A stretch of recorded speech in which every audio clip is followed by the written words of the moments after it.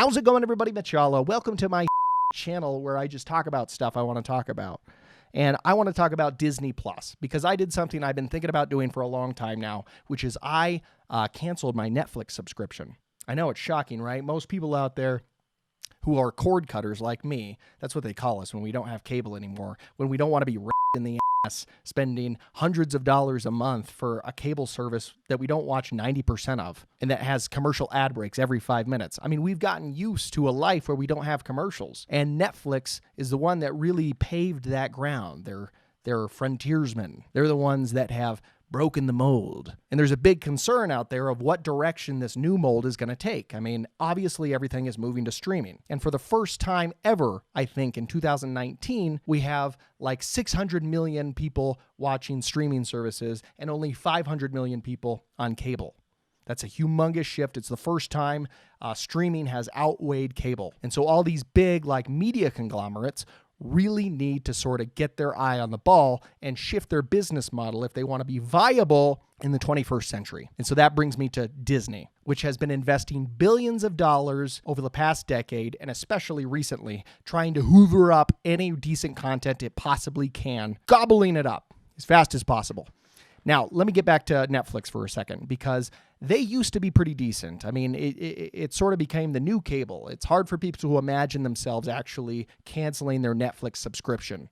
It's like, of course you have Netflix. What else are you going to add? But you have to pick that out of your brain. Just carve it right out of there, because Netflix sucks. And part of the reason is this shift into companies like HBO and NBC and Apple making new streaming services and paying for content, for exclusive access to content that used to be available on Netflix. It might be Sorry, my daughter is coughing. Are you okay, sweetheart? We're both getting over a cold. I'm feeling quite a bit better. She's still on the mend here. Okay, so you have Netflix, which sucks now because there's not as much content on there. I was paying $12.99 a month, I think, and that's for like streaming on 4 different devices simultaneously. You can download the shows to your phone or tablet or your computer, which I never did. When it came to the stuff that I was watching, it really wasn't really a powerful library of stuff. I started watching Friends. I watched all of The Office. So I'm only watching these old shows I've seen all the way through 2 or 3 times. And I'm watching them passively. Like at the end of the day, when I'm cleaning dishes, I'll put on an episode of this or that. That's really not worth $12.99 a month, which isn't a big expense, but do you need it when you have these other services offering perhaps better content now? So what is Netflix going to do about the fact that they have so little content now? They are investing billions of dollars into making their own original series. I don't care for their original programming. I think a lot of it is excessively woke, and it doesn't speak to me in any way. Straight white men are canceled. And I don't think it's meant to. You know, it's like Brie Larson when she was ranting about how white male movie critics shouldn't be commenting on Captain Marvel or something. I do not need a 40-year-old white dude to tell me what didn't work for him about A Wrinkle in Time. And it's because, you know, this movie isn't made for you. It wasn't made for him. Does that mean she hates white males? Am I saying that I hate white dudes? No, I'm not. No. No, I'm not. But it does mean they're just not made for you. Okay, fine, I get it. They're not made for me, so I'm not interested in sticking around. So let's just make a mutual break. So what about Disney Plus? So like I said, Disney has been investing billions of dollars to try to break into this market. In 2012, they bought Lucasfilm for $4 billion, which means the entire catalog of episodes of TV and movies for Star Wars are all available to stream instantly. They bought Marvel in 2009 for $4 billion.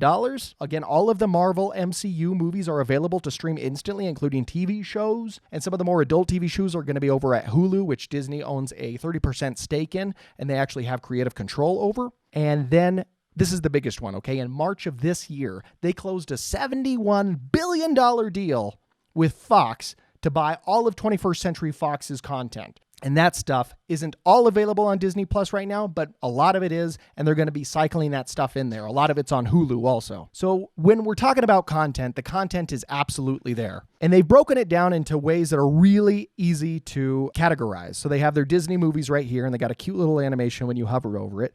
Pixar, which has the Toy Story clouds in the background. That's really cute. And then Marvel, which has like comic books, like, flipping around there.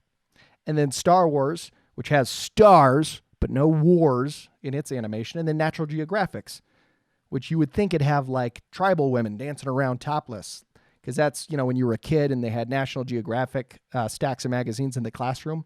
I'm going to cut all this out. Anyways, it's got a nature scene. So this is the, at least when you're on a browser, this is the layout for Disney Plus. And it looks great to me. Everything's categorized really well. You want to watch some Marvel movies, you know where to find them. All of them, all the TV shows, all the animated movies, all the movies for the Marvel Cinematic Universe. Watch them, catch up, watch them again. One of the things that I don't like about Netflix is you can't just browse everything A to Z. Well, that's here. Click this down, all movies, A to Z. You can just see their entire library of stuff. And it really is very filled out. Particularly, like I said, that $71 billion investment into 21st Century Fox got them The Simpsons, which I grew up on. I grew up on The Simpsons because how many seasons of The Simpsons are there now?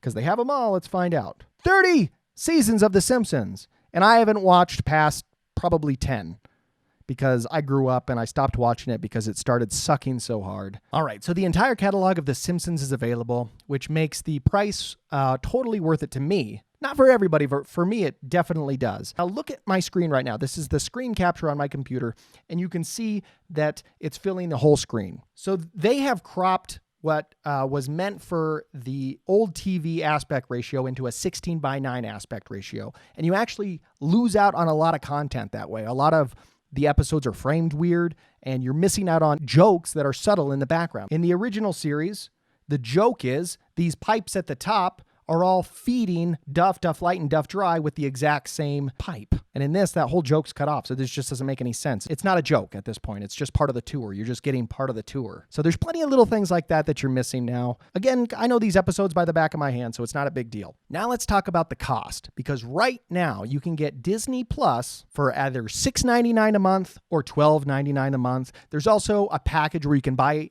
Disney Plus for the whole year for like $70, which is like $5.80 per month. Or you can do this one here, which is Hulu with ads, Disney Plus, and then ESPN Plus. That's a bundled package. And when I say bundled package, that starts to hit my ear wrong.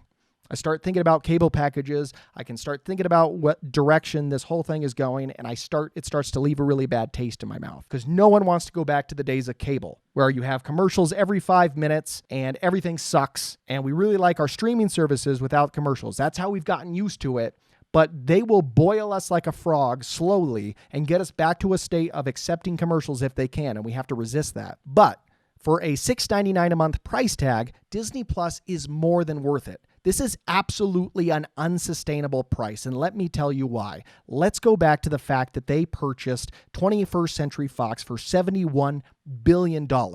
That's a lot of money. Now, how many subscribers does Disney Plus have right now? Well, they broke 10 million subscribers in the first couple of days, and they project that they're going to be able to hit 60 million subscribers in 5 years. That's a lot, but how much money is that? Let's go ahead and do some really quick math and really do some rough math here. So let's pretend that they already hit 60 million subscribers, okay? Just right out of the gate, they have 60 million subscribers. And let's say that they're all signed up at $6.99 a month or $7 a month. So let's just say $7 a month. So every single month, they're raking in $420 million. That's a lot of money, right? And that's pretending there's no overhead. And trust me, these streaming services, the data that it costs these people to support and deliver this entertainment as fast as they do, extremely expensive. They spent $71 billion for a bunch of content. This is the profit that they're raking in every month. So let's multiply this by 12 to see what they're making per year. $5 billion a year. Okay, $5 billion a year. So year one, we got $5 billion, everyone. How much did we pay for that Fox content? $71 billion. How many years is that going to take to make back? Let's find out. 71, 1, 2, 3, 1, 2, 3, 1, 2, 3. $71 billion divided by 5 billion equals 14 years. 14 years. That is an unsustainable price point. $6.99 a month is crazy inexpensive for this amount of content and is absolutely designed just to capture market share. I mean, is anybody out there old enough to remember going to Blockbuster or your local video store and paying like $3 or $5 for a new release movie? Like one movie, you'd take it home, you'd watch it, and then take it back to the store? An enormous time and money investment. And if you didn't even get it back to the store in time, they start charging you $1 a day. $6.99 a month for an enormous catalog of movies. And then you might get on there, you're like, oh, it doesn't have what I want. Well, if it doesn't have what you want or anything you're looking for, obviously don't get it. But it has a lot. So I would suggest at least starting the free trial and seeing what they have. Okay, the consumers are in the driver's seat right now. You should not feel like you need to keep your Netflix subscription just because you've always had it. This is the biggest pill to swallow for everybody out there. And this is what I really want to try to hammer home. You can cancel Netflix and come back anytime. And they don't seem to care. This is the only thing that actually made me want to maybe keep my Netflix subscription on my phone. I went to go cancel my Netflix, and I expected it to be like, oh, you got to go to a desktop to do that and then email us with 30 days of notice. But no, on your phone, on the app, you can just go to cancel, and it gives you this big cancel button. Like, they don't even care. Like, maybe they should care a little. Like, from a business standpoint, if I was the CEO over there, I would be like, hey, with all these new streaming services coming out, maybe we tuck this cancel button away somewhere. But instead, it's just big, and they're like basically daring you to press it. All right, I think I've covered all the bases. I want to thank everybody for watching. If you liked this video, thumbs up. If you hated it, thumbs down. And as always, please subscribe.